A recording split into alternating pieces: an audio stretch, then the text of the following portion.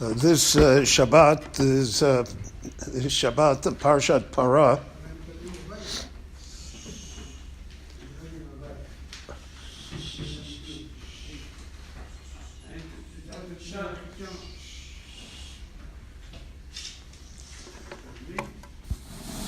So we have four Shabbatot that have special Torah readings. So we had the parsha Shabbat Shkalim, which refers to the month of Adar, and that was a memorial to the fact that Be'echad Be'adar Mashmim al Shkalim. In the time of the temple, they would announce, beginning the first of Adar, to bring the New Year's Machzis HaShekel for the support of the Beit HaMikdash, and to buy public korbanot, etc. So that's our memory of it. And then we have the Shabbat before Purim, which is Parshat Zachor, and that is to remember Amalek, and that's the connection to Purim because Haman is Amalek. And then this Shabbos is Parshat Parah, which already is associated with Pesach because of the fact that the Korban Pesach, which was obligatory, had to be brought by people who were tahor. You could not enter the Mikdash if one was tamei. And the only exception was if everybody was tamei, or if a majority were tamei. So then tuma hutra b'tzibur. So then we waived the requirement of tahara because we wanted to have the institution, so to speak, of the Korban Pesach. So, but in ordinary years, where people were, and the majority were tahor, so then we had to have a purification process by which somebody who was tamei became tahor and could bring the Korban Pesach. Now, just like korbanot, Tuma and Tahara is far removed from us because basically everybody is Tamei today, as we'll see in a minute, because the method of purification is not present. And therefore, all of these ideas are difficult for us to certainly understand and to appreciate. We're going to come now to parshas in the Torah. This week's parsha is Shmini, but then there's going to be Tazria and Metzorah before Pesach. And Tazria and Metzorah are very foreign to us. They speak of Negoyim, of the Tumah of Negoyim. There's Negoyim in the house and clothing, things that we're not aware of. So this Tumah that the Torah specifically refers to with Parshat Parah has to do with Tumat Meis, has to do with death, dead bodies. So in viewing all the laws of Tahara, of Tumah rather, so we see that when death enters, so then there's a Tumah. If an animal dies, that's a Tumas Nevela, unless it died through Shchita. But if it didn't die through Shchita, let's say a bull just died of old age, so then it's a Nevela. Nevela is a Tumah. And then you have Shmona Shratzim. There are 8 types of rodents or lizards or insects. Again, some are identifiable to us, some are not. And these 8 types of creatures when they die, so they emanate the tumah. That's called tumas sheretz. Sheretz emanates a tumah to it. Now there are different levels of tumah. And then there's a tumah that comes from human bodies while we're alive. So by males it would be a tumas keri, when semen is emitted. So then that's a tumah. And by women, it's during the menstrual period, the tumas nida. Aside from the Isser of nida, there's a tumah of nida. So since we don't deal with tumah, so it's hard for us to know exactly why these things are.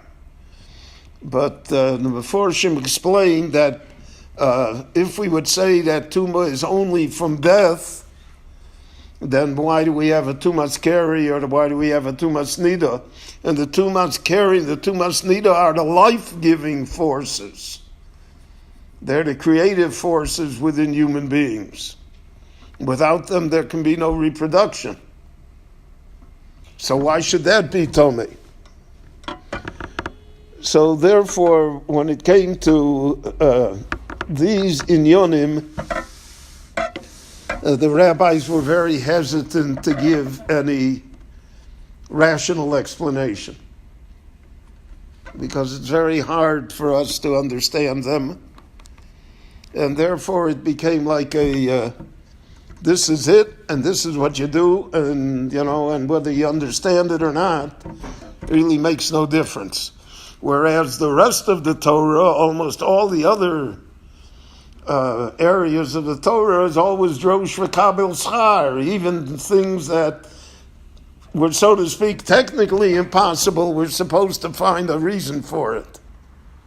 And here, this area is completely isolated from any rational explanation or any reasons given. So the method of purification for tumas meis came through what was called the parah aduma, parshas chukas in the Torah and Chumash Bamidbar. Parah aduma is a red cow. You know what color red is? They're all shades of red. And it could not have two black hairs to it. And it was, to put it mildly, a rarity. The Talmud says that the entire first temple times, in other words, from the time of Moshe Rabbeinu in Parshas Chukas till the Churban Bayis Rishon, there was only the ashes of one parah aduma. And it was mixed with the liquid, and it was used to sprinkle. And apparently, even though we're talking about a period of almost 1,000 years, they didn't run out of the liquid, which is a remarkable thing. In the Bayis Sheni, there are differences of opinion. There was somehow parah aduma in the Bayis Sheni. So one opinion is there was parah aduma in the Bayis Sheni because it was left over from the Bayis Rishon. In other words, if we're going to have it last 1,000 years, it can last 1,500 years too. Once the miracle kicks in, it kicks in. So they still had the me'efer from the time of Moshe. That's one opinion. However, there's a famous story in the Gemara about kibbud av v'im, that there was a non-Jew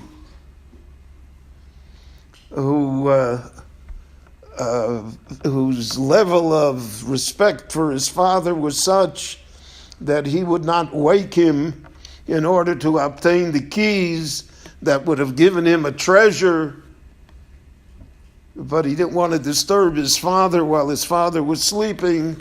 So the Gemara says from him we learn what the level of kibbud av v'im is.